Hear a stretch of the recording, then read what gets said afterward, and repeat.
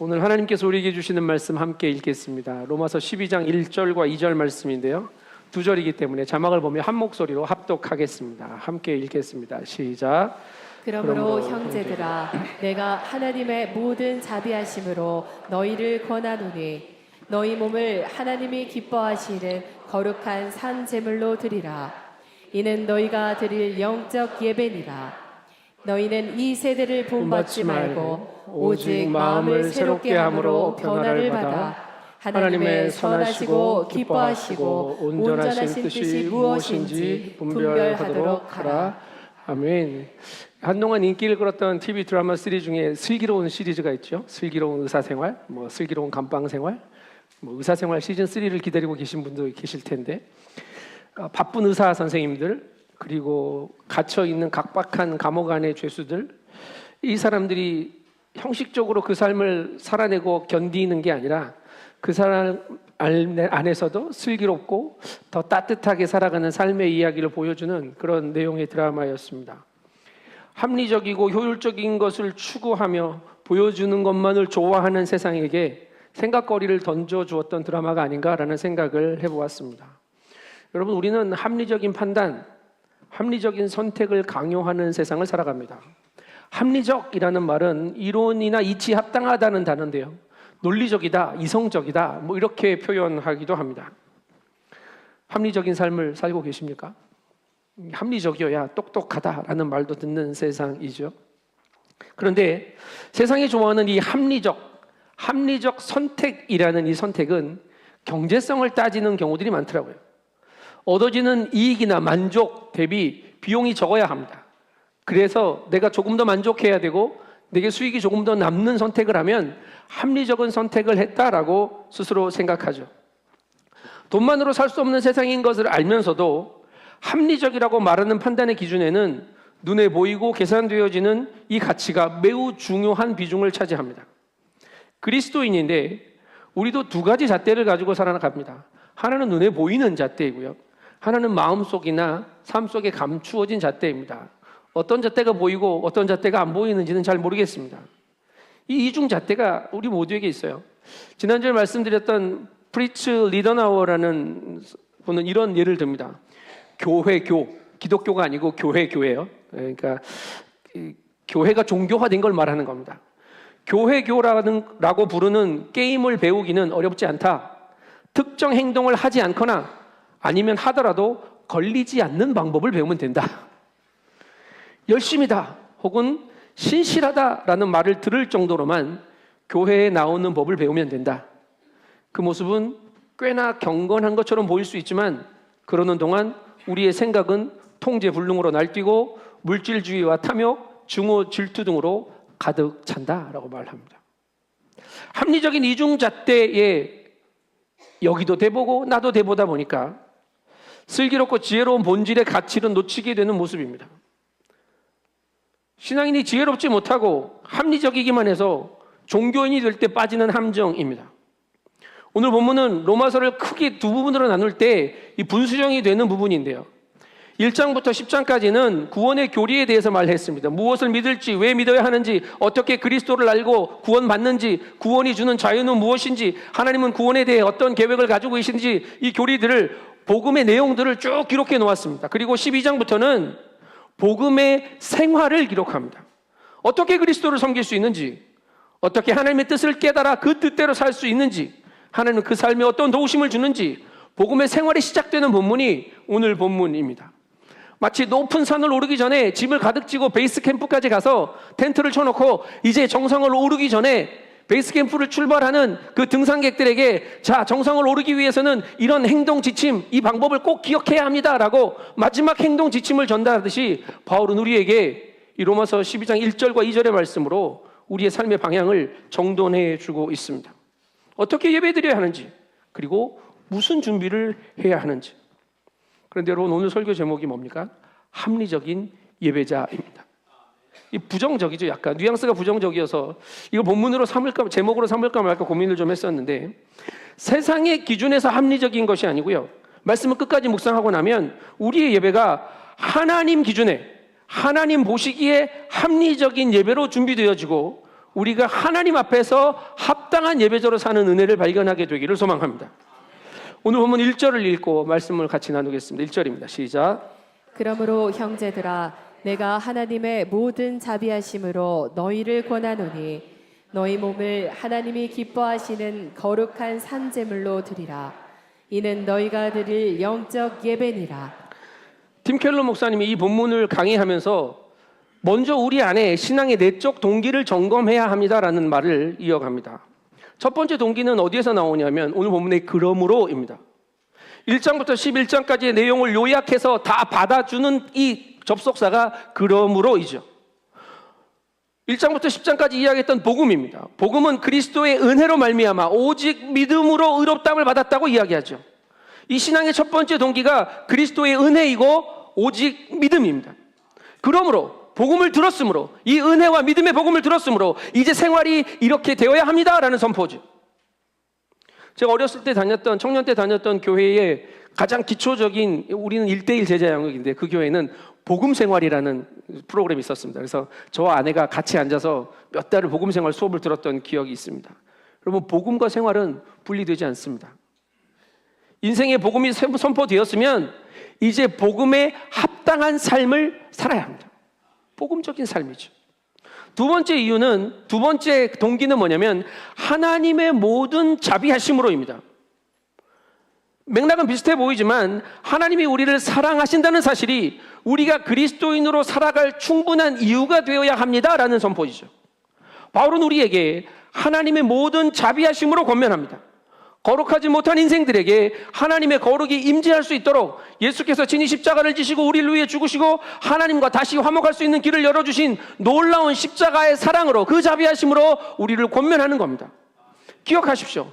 은혜로 말미암은 오직 믿음의 복음, 우리를 사랑하셔서 생명 내어주신 이 복음만이 우리의 신앙의 유일한 동기가 되어야 합니다. 그렇지 않은 경우가 많아요. 우리는 어떤 동인이 우리의 신앙을 이끌어가는 경우가 많냐면 심판, 하나님의 심판, 하나님의 진노, 또는 내가 예수 믿어서 교회 잘 다니는데 내가 무슨 잘못해서 이 구원이 취소되거나 무효되지 않을까라는 이 두려움이 우리의 순종이, 우리의 신앙의 동기가 될 때가 많습니다. 이때 문제가 생겨요. 왜 그러냐면 두려움이라는 감정은 시간에 따라 무뎌지고 약해지기 때문입니다. 두려움이라는 감정은 사람의 감정을 참 많이 소모시키는 요인이죠. 그런데 두려움이 계속 상존하다 보면 차츰차츰 무감각해집니다.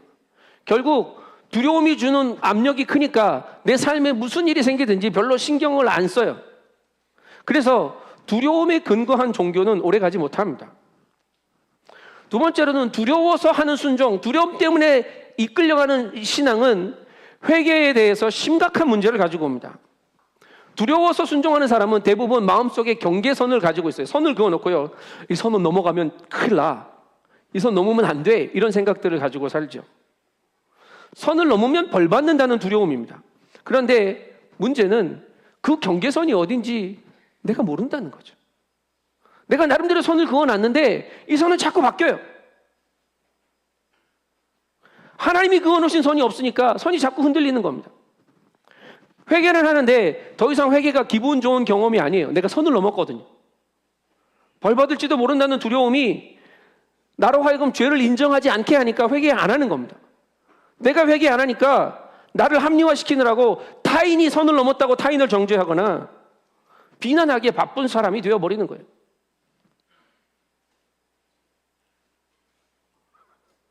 여러분 눈에 죄인으로 보이는 사람이 혹시 있습니까? 그게 하나님의 말씀에 어긋난 죄인인지 여러분이 그어놓은 손을 넘어온 죄인인지 잘 분별하셔야 합니다. 셋째로, 두려움에 비롯된 순종은 환난이나 역경을 견뎌내지 못합니다. 고난이 닥치면 하나님이 나를 벌하시는구나 라고 생각해요. 하나님이 나를 버리셨구나 라고 인식합니다. 이때 무슨 마음이 드냐면 내가 그렇게 하나님께 복종했는데 하나님은 그러려고 나를 예수 믿게 했냐고, 내가 드린 헌금 어디 갔냐고, 이런 얘기하는 거죠. 불평이 하나님께 두려움이 동기가 된 신앙은 이렇게 발현되게 됩니다. 복음에 대한 이해가 분명하고 선명해야 합니다. 그 복음이 우리의 신앙의 동기가 되어야 한다고요. 그렇지 않으면 우리의 신앙은 종교화되고 율법화될 것입니다. 거꾸로 가는 기차가 되면 안 됩니다. 복음이 우리 앞에 있어. 복음이 우리를 이끌어 가야지. 내 감정이, 내 기분이 나를 이끌어 가서, 나의 율법이, 나의 신앙의 경험이 우리를 이끌어 가서 거꾸로 가거나 산을 오르지 못하고 꼬꾸라지는 그런 기차를 타고 있으면 안 된단 말입니다. 은혜의 복음으로 말미암은, 그러므로 십자가의 사랑으로 말미암은 주님의 사랑의 자비하심으로 우리의 신앙이 작동되어지기를 축복합니다. 바울의 권면은 이어서 우리의 몸을 하나님이 기뻐하시는 거룩한 산 제물로 드리라고 말합니다. 그냥 드린다고 하나님이 다 받아주시는 것 아닙니다. 하나님이 기뻐하시는 것을 드려야 해요. 아벨과 아벨의 제사는 하나님이 기뻐 받으셨고, 가인과 가인의 제사는 기뻐 받지 않으셨다고 말했잖아요. 무엇을 하나님이 기뻐하십니까? 오늘 본문에는 거룩한 산 제물로 드려지는 것을 기뻐하신대요. 근데 그거 생각하기 전에 기쁨의 이야기를 먼저 좀 생각해 봅시다. 기쁨과 기쁨이 만날 때 기쁨은 온전해집니다. 하나님의 기쁨과 우리의 기쁨이 만날 때 우리의 예배는 축제가 되는 거예요. 하나님이 우리 안에서 이미 우리를 즐거워하고 기뻐하고 계십니다. 그 하나님 앞에 내가 중심을 다해 기쁨으로 예배드리며 나아갈 때에 나의 예배가 기쁘고 즐거워 뛰놀며 노래하며 하나님 앞에서 가장 내 중심을 드려내는 그런 예배를 드릴 수 있는 거죠. 주일 예배 거룩하게 드리시려고 시끄럽긴 하지만 애써 손을 겸손히 드시는 분들 계신데 기뻐 찬양하고 싶으면 금요 엎드림 예배로 초대합니다. 거기는 뛰며 찬양합니다. 춤추며 찬양합니다. 오십시오. 예배 드림이 기쁨 됩니다. 이런 찬양도 있잖아요. 여러분, 예배자는 하나님 앞에서 인색하면 안 됩니다. 중심이 인색하지 않은 예배가 기쁨의 예배라고요. 여러분, 예배 드림이 기쁨 되십니까? 맛있는 거 먹으면 기분 좋죠? 그거보다 예배가 좋으십니까? 좋은 음악 듣고 좋은 사람 만나면 행복하시죠? 그 사람 만나는 것보다 예배가 더 행복하십니까? 아멘. 좋은 영화 보면 아름다운 사연들 들으면 막 마음에 감동이 되죠? 그것보다 예배함이 더 감동이 되십니까? 아멘. 그런 예배 드려야 합니다. 이 기쁨으로 거룩한 삶 제물이 되어야 하는데, 이때 거룩은 구약에서 말하는 구별하고 잘라내고 상대적이고 대상적인 거룩을 이야기하는 게 아닙니다. 물론 그런 거룩도 필요합니다. 외형적인 거룩의 모습도 있어야 하죠. 그러나 신약의 거룩은 우리에게 다른 의미로 다가옵니다. 예수 그리스도의 거룩은 예수께서 우리에게 오셔서 내주하셔서 내면화된 거룩을 말합니다. 마음의 거룩이에요. 우리 안에 계시는 거룩을, 예수가 거룩이심을 알고 고백하는, 주님이 거룩이십니다라고 인정하는 그 거룩을 이야기합니다. 그래서 그리스도로 인해 내면화된 거룩을 내가 확인하고 그리스도를 통해 나를 하나님께 내어드려 내가 하나님 앞에 거룩한 제물이 되는 겁니다. 내 안에 있는 거룩을 막 만들어내서 드리는 게 아니고요. 주님이 계시기 때문에 내가 담대히 은혜의 보좌로 나아가 주님의 거룩을 힘입어 예배할 수 있는 존재가 된 겁니다. 그래서 주님은 통회하는 심령을 찾으십니다. 감격의 예배자를 찾으신다고요. 하나님의 사랑과 은혜에 온 마음으로 감사하며 감격하는 예배자, 하나님의 거룩 앞에서 나의 죄악을 온전히 돌아보며 통회하며 가슴을 찢는 예배자를 찾으십니다. 형식적이고 외형적인 거룩을 추구하지 않습니다. 그러다 보니까 이거 만들어서 보여지는 게 아무것도 없으니까 뭐 속일 수는 있겠죠. 남을 속일 수는 있습니다. 그런데 하나님을 속일 수 없기에 이 내적인 거룩의 예배는 결코 쉬운 게 아닙니다. 우리의 종교성은 내가 바라보는 대상이 거룩해 보이면 나도 덩달아 같이 거룩해지는 거라고 착각할 때가 많습니다.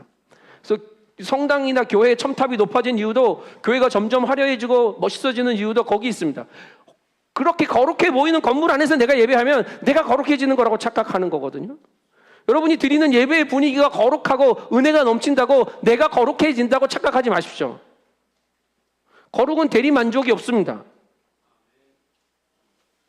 예배의 형식이나 내용이 거룩해진다고 해서 내가 거룩해지는 게 아니라 그 거룩한 예배 안에서 내가 동화되어지고 내가 태워드려지는 제물이 될 때, 그렇게 예배 드릴 때 나도 비로소 거룩해지는 거라고. 대신 드려질 수 있는 예배 없습니다. 혹시 오늘 예배 오시는데 남편이 여보 내 대신 예배 잘 드리고 와, 오늘 설교 듣고 꼭 들으라고 그러십시오. 대신 드리는 예배 없습니다. 대리 거룩도 없다고요. 내 안에 예수가 계시고 그 예수님을 갈망하며 중심으로 예배하는 거룩, 주체적인 거룩, 예수 중심의 거룩이 회복되어야 합니다. 오늘 말씀이 요구하는 세 번째 조건은 뭐냐면 산 제물입니다. 살아있는 제물이 되라고 요구하죠. 그런데 여러분, 이 요구가 별로 즐겁지 않습니다. 시간을 들이시오, 물질을 들이시오, 정성을 들이시오. 예, 아멘, 이해할 수 있습니다. 기뻐하시게 드리고 거룩하게 드려라. 예, 수긍이 됩니다. 그런데 네 몸을 드려라. 어디다 쓰시려고? 이 요구는 조금 불편하게 느껴집니다. 왠지 합리적이지 않아요. 수지타산이 안 맞는다고요. 그런데 여러분, 하나님은 내 몸을 요구하시는 게 아니고요, 더 요구하시는데 어떡하죠? 몸만 요구하시는 게 아니라 전부를, 내 삶 전체를 요구하시는 말씀이 너의 몸을 드리라는 말씀이에요. 삶의 파편을 쪼개서 정육점 가가지고 고기 띄어다가 주님께 드리듯이 내 삶의 조각을 드리는 게 아닙니다. 사장님, 한우 특 A 뿔 넣어주세요라고 해가지고 그 고기 띄어다가 주님 받으십시오라고 드리는 게 아니라고요. 내 전인격, 내 온 삶이 하나님 앞에 내어드려지는 제물이 되어야 합니다. 하나님의 뜻에 내 전부를 맡기는 것, 이게 예배입니다. 그래서 주일 예배 시간만 드려지는 게 아니라 성도의 삶이 있는 그대로 하나님께 드려져야 합니다. 주일의 삶뿐만 아니라 평일의 삶도 하나님께 드려져야 해요. 교회 안에서만 경건한 모습으로 사는 게 아니라 직장에서도, 가정에서도, 모든 관계 안에서도 거룩을 살아내야 합니다. 윗사람에게만 거룩한 게 아니라 아랫사람에게도 거룩해야 하고요. 길 가다가 만나는 거린처럼 형편없어 보이는 사람에게도 거룩한 예배자로 하나님의 삶을, 향기를 드러내 보이는 삶의 예배자가 되어야만 합니다. 제물은 결국 드려질 때 죽는 겁니다. 근데 미리 죽어오지 마세요. 살아 있어야 돼요. 제물이 죽어질 때, 거기서 죽어질 때 예배가 살아나는 거거든요. 나 대신 제물이 죽었듯이 내 자아는 하나님께서 허락하신 삶의 예배의 자리마다 나아가 죽어지는 것이 옳습니다. 그래서 나는 죽어지고 그 자리에서 예수가 살아나게 할 때 내 삶의 예배를 하나님이 받으시는 겁니다. 여러분, 집에서 시퍼렇게 살아있으면 나는 집에서 예배 안 드리는 거예요. 사람 만날 때마다 내가 시퍼렇게 살아있으면 나는 그 관계를 통해 하나님을 예배하지 못하는 겁니다. 재물은 죽어지지만 그것으로 인해 그리스도의 거룩이 살아있어야 합니다. 여기서 살아있다는 게 중요합니다. 아무리 큰 고기도 죽으면 그냥 둥둥둥 떠내려가죠. 아무리 작은 고기도 살아있으면 움직입니다.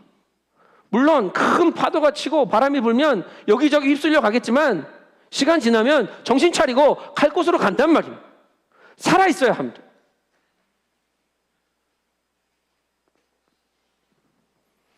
너희 몸을 하나님이 기뻐하시는 거룩한 산 제물로 드리라. 이는 너희가 드릴 뭐라고요? 영적 예배니라. 그런데 이 영적 예배라는 말을 좀 생각해 보려고 해요. 영적 예배라는 이 단어가 좀 번역이 각각 다르게 되어 있더라고요. 영적이라고 하면 우리는 세속적인 것의 반대말로 생각하고 물질적인 것의 반대로 생각하는데 바울은 그런 의미로 영적 예배를 드리라고 기록하지 않았더라고요. 헬라어 원문은 로기켄이라는 단어를 사용했는데요. 이 단어의 의미가 뭐냐면 합리적인, 이성적인, 논리적인 이런 뜻입니다. 오늘 설교 제목이 여기서 왔습니다. 영어 성경에는 잘 번역해 놓은 성경이 있더라고요.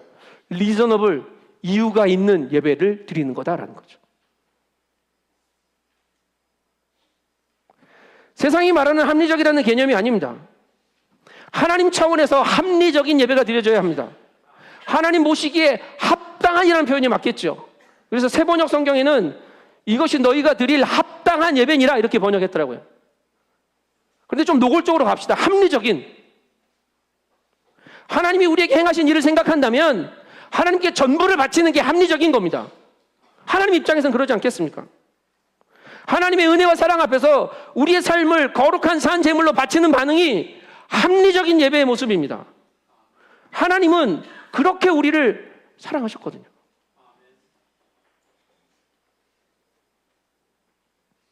내가 볼 때는 합리적인 것 같아요. 나한테 이익이 남으니까.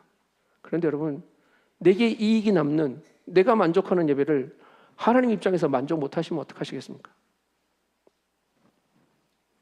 바울은 이 합리적인 예배자의 삶의 모습을 2절에서 설명하고 있는 겁니다. 2절 말씀 같이 읽어보겠습니다. 2절입니다. 시작. 너희는 이 세대를 본받지 말고 오직 마음을 새롭게 함으로 변화를 받아 하나님의 선하시고 기뻐하시고 온전하신 뜻이 무엇인지 분별하도록 하라. 먼저는 이 세대를 본받지 말라고 말합니다. 시류나 불의에 타협하는, 그렇게 섞여 사는 것 아니랍니다. 하나님은 섞여 있는 걸 원하지 않으십니다. 구별되고 거룩한 재물을 원하시죠. 이 세상은 악합니다. 점점점 타락해 갑니다. 합리적이라는 말, 보편성이라는 말을 동원해서 죄를 포장합니다. 여러분, 이익이 되는 일이니까, 많은 사람이 하는 일이니까 옳은 일이 되는 건 아닙니다. 옳음의 기준이 뭡니까? 서양은 다 그렇게 살던데요. 우리도 그렇게 살아야 하지 않습니까? 따라 죽으시겠습니까? 많은 사람이 하는 일이라고 옳은 일이 되는 게 아닙니다. 특히 죄는 더 그렇습니다. 인간은 자꾸 죄의 경계선을 자신이 유리한 쪽으로 물려냅니다. 얘도 이러고 쟤도 그러니까 이거 괜찮아 라고 말합니다. 아니요, 얘가 그러니까 너는 그렇게 살면 안 되는 겁니다. 그 사람이 그러니까 나는 그렇게 살면 안 된다고요. 죄의 기준은 사람이 정하는 게 아닙니다. 하나님의 말씀이라고요.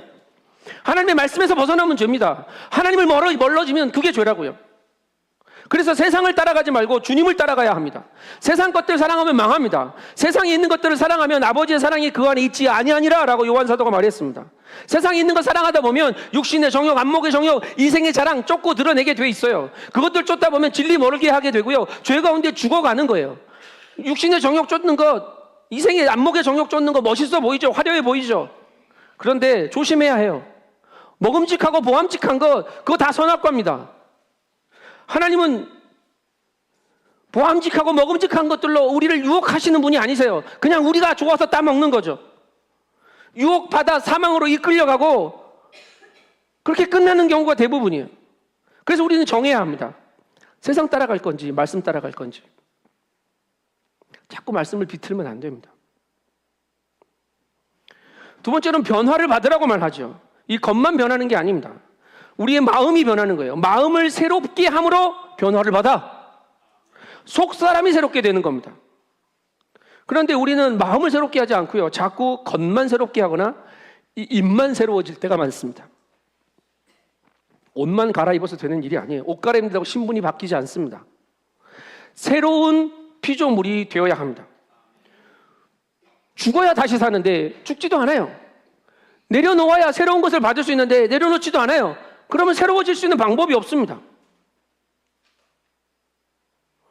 여기 제주 사시다 보니까 육지에도 갔다가 제주에도 살다가 여기도 살고 저기도 살고 이게 좀 괜찮지요? 살만하시죠? 그런데 여러분, 천국 시민권은 이중 국적을 허락하지 않습니다.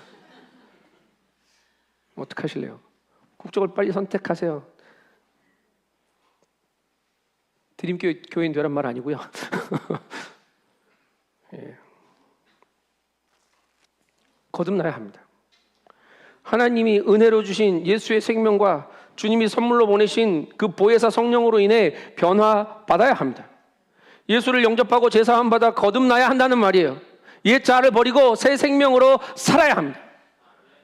몸만 교회에 와 있는 분들, 오늘 거듭나시기를 축복합니다. 끌려와 있는 분들, 주님이 여러분 마음 가운데 들어가셔서 주인 되시기를 축복합니다. 죄와 사망의 법에서 생명의 성령의 법으로 삶의 방법을 완전히 바꿔야 합니다. 그래야 죄의 정죄에 휘둘리지 않고 온전한 승리의 삶을 살 수 있게 될 것입니다. 우리 주님은 중고품 수리하시는 전파사 아저씨가 아닙니다. 근데 자꾸 이거 고장났어요, 고쳐주세요. 아유, 여기 이 관계가 깨졌으니까 고쳐달라고, 여기가 아프니까 고쳐달라고 자꾸 전파사 드나드듯이 드나드세요.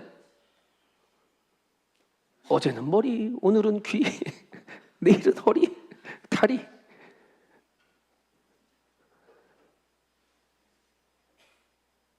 다 드리시면 됩니다. 다 드리면 그분이 다 받으셔서 새로운 창조를 이루어 주실 겁니다. 그분이 우리의 새 창조자이십니다. 적당히 변화되어서는 안 됩니다.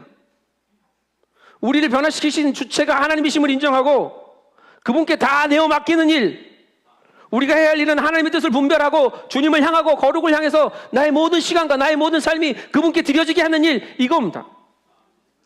세상에도 고상한 거 있습니다. 지고지순한 것들이 있어요. 아직 양심이 살아 있어서 그 선한 양심으로 좋은 뜻을 이루려는 사람들이 만들어낸 귀한 것들이 있습니다. 그러나 아무리 고상하고 아무리 지고지순해도 하나님의 기준이 아니면 옳지 않음을 인정하십시오. 그리스도인은 좋은 것을 추구하는 인생이 아니라 하나님 보시기에 합당한 것, 하나님 보시기에 합리적인 것을 추구하는 인생이어야 합니다. 하나님의 뜻을 분별하고 우리의 삶을 하나님께 맡길 때 우리의 모든 삶이 온전하게 변화될 줄 믿습니다. 그런데 하나님의 뜻을 분별하는 일이 어렵습니다. 하나님의 선하시고 기뻐하시고 온전하신 뜻을 분별하기가 쉽지 않더라고요. 목회하다가 성도님들이 오셔서 자꾸 물으시는 질문이 그겁니다. 하나님의 뜻이 뭔지 궁금하다고. 지금 이 상황에 있는데 하나님의 뜻이 뭔지 궁금하다고. 그런 분도 계시죠. 딸이 남자친구가 있는데 이 얘가 하나님의 뜻인지 궁금하다고. 뭐 어떡하시려고.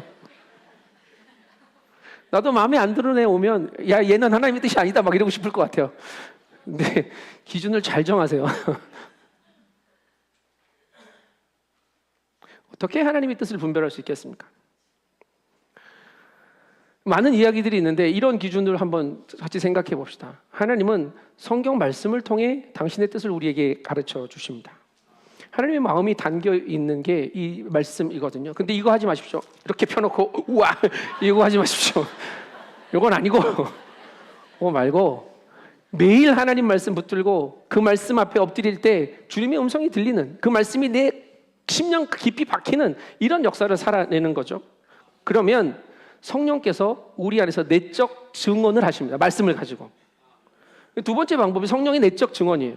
그리고 세 번째가 그렇게 살아갈 때 외적인 상황들을 통해 분별할 수 있는 지혜를 허락해 주십니다. 주변에 사람을 통해서 듣게 하시고 진행되어지는 상황을 판단할 수 있는 지혜를 허락하셔서 이 말씀과 성령의 내적인 증언과 이 상황이 보통 하나님의 뜻이 확인되어질 때는 어떻게 되냐면 이게 일직선상으로 정돈이 됩니다. 이게 다 따로 놀지 않고요. 하나로 되어지는 것을 보죠. 그럼 이게 하나님의 뜻이다라고 우리가 이렇게 붙들 수 있게 됩니다. 근데 이게 쉽지 않죠. 이 하나님의 뜻을 분별하려고 애쓸 때 하나님이 우리에게 주시는 모습, 마음들이 있습니다. 이것까지 같이 생각해야 됩니다. 하나님의 뜻은요, 우리를 기쁘게 합니다. 예. 하용정 목사님이 그런 말씀하셨어요. 우리 영혼이 기쁘지 않는 것은 문제가 있는 거다. 문제 있는 일이에요. 그건 하나님 뜻이 아닙니다. 손해나 이익을 따지는 세상에 합리적으로 나를 만족하게 하는 이야기로 나를 기쁘게 하는 게 아니고요. 하나님의 뜻은 세상의 손익과 상관없이 마음의 기쁨이 있습니다. 그리고 그 하나님의 뜻은 그 일에 대해서 우리로 하여금 계속 기도하게 합니다. 뭐 필요한 거 있을 때만 기도하는 게 아니고 하나님의 뜻을 묻는 기도는 일단 하나님께 질문하는 거지 않습니까? 하나님의 뜻이 들려야 돼요. 그때까지 기도하는 거죠. 이것을 통해 성령의 내적 증언을 듣는 겁니다. 기도하지 않으면 성령의 내적 증언이 들리지 않습니다. 기도는 하나님의 마음을 듣는 일이기 때문이에요. 그리고 이 기도를 통해서 우리가 뭘 하냐면 하나님의 시간을 통과하는 겁니다. 와, 이게 하나님이 주신 비전이야. 나는 이런 사람이 될래라고 애들이 말하는 경우도 있고 우리도 이게 좋겠다라고 말할 때 있는데 그게 하나님의 뜻인지 어떻게 하냐고요? 시간을 통과할 때입니다. 나는 잊어버려요. 그날 좋아서 말로 뱉고 와 이러고 한두 달 좋다가 말았는데 나는 잊어버렸는데 하나님은 2년이 3년이 10년이 걸려도 그 뜻을 이루어 가십니다. 마지막으로 하나님의 뜻은 감사와 평안이 있습니다. 이게 제일 중요한 포인트입니다. 하나님의 뜻은 하나님의 선하시고 하나님의 기뻐하시고 하나님의 온전하심을 드러내시기 때문에 우리 안에 평강으로 역사하십니다. 네. 마지막이 중요하다 그랬다고 기분 좋아지는 일은 다 하는 거 아닙니다. 아시죠? 처음부터 끝까지 말씀, 성령의 내적인 증언, 그리고 외적인 상황들을 판단하는 지혜, 주님이 주시는 기쁨, 그리고 기도로 시간을 통과하는 일, 하나님께서 채우시는 평강의 일들, 이것들을 붙들고 하나님의 뜻을 분별하며 살아내는 드림 가족들 되시기를 축복합니다. 여러분, 그렇다면 진짜 합리적인 예배는 뭐겠습니까? 합리적인 예배자의 삶은 어떤 겁니까? 답은 이미 말했습니다. 하나님께 합당한 예배여야 하고 하나님 보시기에 합리적인 예배자의 삶이어야 합니다. 그런데 하나님은 우리가 아는 모든 합리성을 뒤집으신 분이십니다. 예수님이 이 땅에 오셔서 선포하신 말씀과 그분이 행하신 모든 일은 세상의 기준으로 볼 때 전혀 합리적이지 않습니다. 그래서 예수님이 오셔서 하신 말씀들을 세상 사람이 이해를 못했고요. 예수님이 오셨지만 환영하고 영접하지 못했습니다. 우리 생각과 달랐거든요. 팔복의 말씀이 그렇습니다. 말구유, 마구간에 오신 모습도 합리적이지 않습니다. 예수님이 이 땅에서 즐겁게 만나신 분들과 사귀었던 사람들도 전혀 합리적이지 않은 사람들입니다. 십자가를 지신 이야기도, 아니 부활하셔서 이제 예수님 살아났다는 거 다 알았는데 예수님이 떠나버린 이야기도 전혀 합리적이지 않습니다. 세상의 합리성과 거리가 멀다고요. 죄인을 위해 대신 심판받으시고 죽어야 할 자들을 위해 대신 죽으시려고 아들을 내어주신 일을 대단히 비합리적인 이야기입니다. 근데 예수님이 우리의 합리성을 다 뒤집으시더라고요. 그분 적당히 주시지 않았습니다. 나 같은 사람 구원하려면 적당히 대충 구원해도 될 것 같은데 적당히 하지 않았습니다. 지극히 합리적이지 않은 비용을 지불하시고 나를 구원하셨어요. 이 보잘것없는 우리를 위해 합리적이지 않은 방법으로 오늘도 우리를 사랑하고 계십니다. 여러분, 하나님이 우리를 우리의 기준으로 합리적으로 보시면 우리 다 여기 못 있습니다. 죽었죠. 그런 기도 한 적 있어요. 목회를 하면서 하나님 영적 분별력을 주십시오. 꿰뚫어 볼 수 있는 눈을 주십시오. 무슨 스님이지? 원효대사도 아니고 같은 그런 기도를 했는데 안 들어주시더라고요. 그래서 알았어요. 아, 내가 보기 시작하면 다 죽겠구나. 그래서 나를 못 보게 하시는구나. 그래서 안 보이는 게 요즘 너무너무 감사합니다. 가끔 속을 때는 속상하긴 한데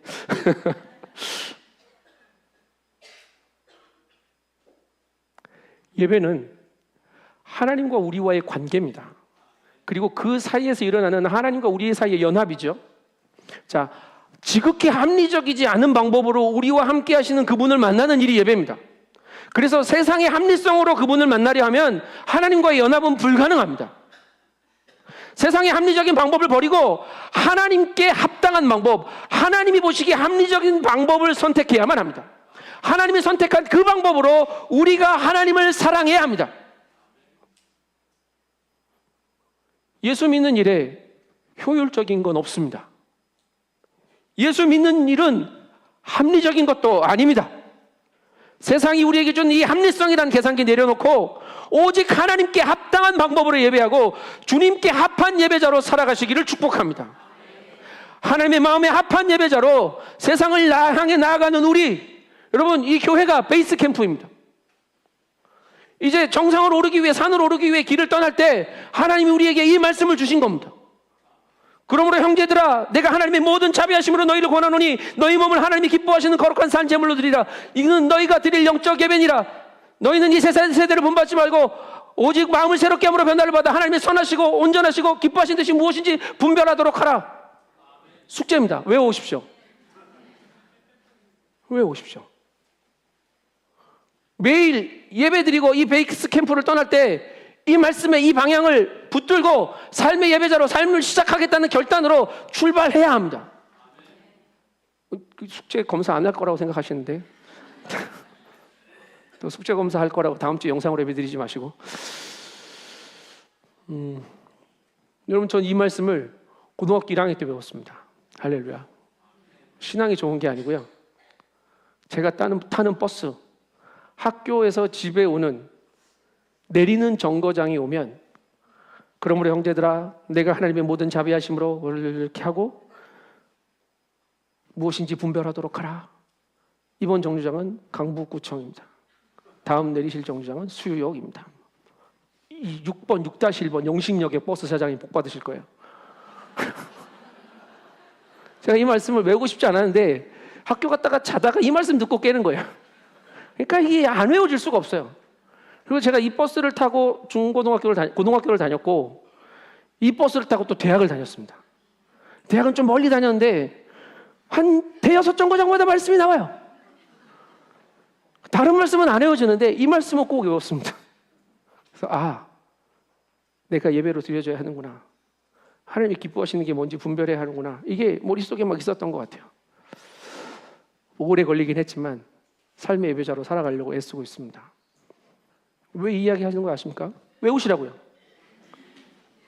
아무도 아멘을 안 해. 계속 외우라고 할 때까지 외울 때까지 설교 안 끝냅니다. 오늘 이미 시간 많이 갔습니다. 상관없습니다.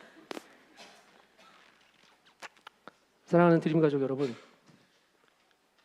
말씀이 육신이 되어 우리 가운데 오신 주님이 우리 안에 살아 거룩으로 역사하시기를 소망하십니다. 그분이 전부를 내어주시며 우리의 전부가 되기를 소망하십니다. 어렵지 않습니다. 나의 전부를 내어드리고 하나님 모시기에 합리적인 하나님께 합당한 예배자로 우리의 모든 것 드리며 나아갈 때에 주님이 우리의 예배를 기뻐하시고 우리 안에 새 일을 행하실 줄 믿습니다. 기도하겠습니다. 하나님 감사합니다. 죄 많고 허물 많은 우리를 용납하여 주시고 다함 없는 사랑으로 구속하여 주시니 감사합니다. 내가 만족하는 예배, 내가 기쁜 예배 말고 하나님의 마음에 합한 하나님이 받으시기에 합리적인 예배, 그 예배 드리며 살게 하여 주시옵소서. 계산하지 않겠습니다. 따지지 않겠습니다. 내 온 삶, 내 가는 모든 걸음, 내 삶의 모든 자리 주님께 내어드리오니 주님 내 안에 오셔서 주인 되어주시고 영광 받아 주시옵소서. 감사를 드리며 예수님의 이름으로 기도합니다. 아멘. 다 같이 자리에 일어나서 함께 결단합시다. 내 마음 드리고 내 안에 주님이 계시는 것 확인합시다.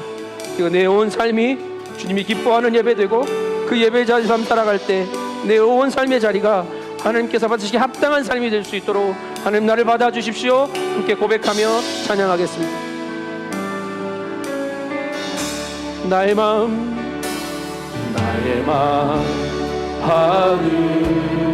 받으소서.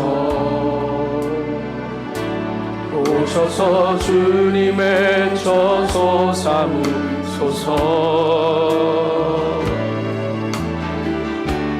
나의 전부이신 주여 내 마음을 받아주소서. 나의 마음 받으소서.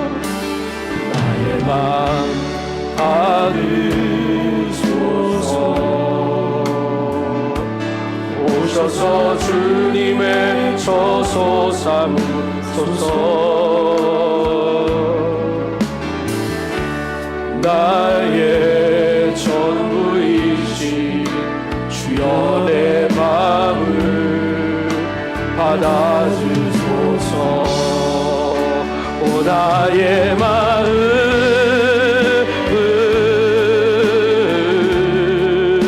주님께 열었으니 주여 내게 오셔서 내 맘에 거하여 주옵소서. 주가 기뻐하는 주의 성전 되게 나의 마음 받으소서. 오셔서 주님의 처소 삼으소서. 나의 전부이신 주여 내 마음을 받아주소서. 주여 내 마음을 받아주소서. 주여 내 삶을 받아주소서. 하나님 내 마음을, 내 삶을, 내 몸을 전부 다 주님께 내어드립니다. 주님 받으시기에 합당한 예배자로 살게 하여 주시옵소서. 주님이 다 쏟아주신 그 사랑에 부끄럽지 않은 예배자로 살게 하여 주시옵소서. 내 몸을 드리는 일 주저하지 않게 하시고 내 삶을 예배하며 살아가는 일 망설이지 않게 해 주옵소서. 주님 동행하실 때에 이 말씀 붙들고 살아갈 때에 살아있는 예배 주님께 드리겠사오니 주님 받아주시고 기뻐하여 주옵소서. 우리 함께 결단하며 기도하겠습니다. 하나님 내 삶을, 내 몸을, 내 마음을 주님께 드립니다. 내 마음을 열어 내 삶을 열어 주님의 주인 되시기를 갈망합니다. 주여 오셔서 다스려 주시고 주여 오셔서 통치하여 주시고 주여 오셔서 기뻐하여 주시옵소서. 주님의 기쁨이 내 기쁨이며 주님을 예배하는 이 감격이 내 삶의 날마다 더 더해져가기를 소망하오니 하나님 예배하는 심령들마다 하나님 것으로 온전케 하여 주시고 간과하는 마음들마다 하나님의 체온이나 목을 올릴 수 있도록 하나님 역사하셔서 주님만 기뻐하시고 주님만 예배하시고 주님만 예배하는 귀한 은혜가 있도록 주님 우리를 도우셔서 우리의 중심 우리의 전부가 하나님 앞에서 온전하신 목을 올릴 수 있도록 하나님 역사하여 주시고 주님 도와주시옵소서. 아버지 우리 안에 죄를 향한 하나님의 한 사람의 마음 가운데 주의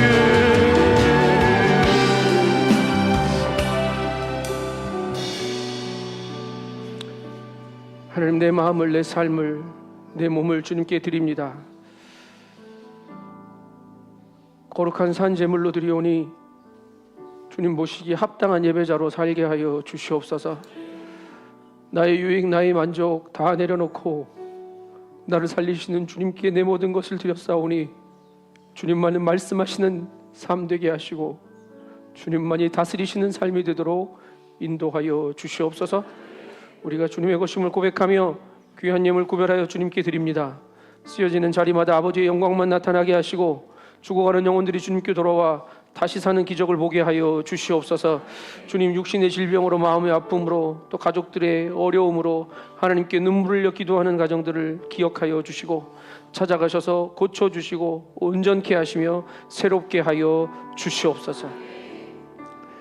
이제는 우리의 삶의 주인 되시는 예수 그리스도의 은혜와 아버지 하나님의 크고 놀라우신 사랑하심과 성령님의 내주교통 충만케 하시는 역사가 내 모든 것 드려 주님 앞에 합당한 예배자로 산 제물로 드려지기로 결단하는 머리 숙인 성도들과 이들의 가정과 일터와 삶의 자리 위에 우리 드림 공동체 위에 제주역 지식구 훈련센터와 온 열방의 선교사님들 위에 이제부터 영원토록 함께 계시기를 간절히 축원하옵나이다. 아멘.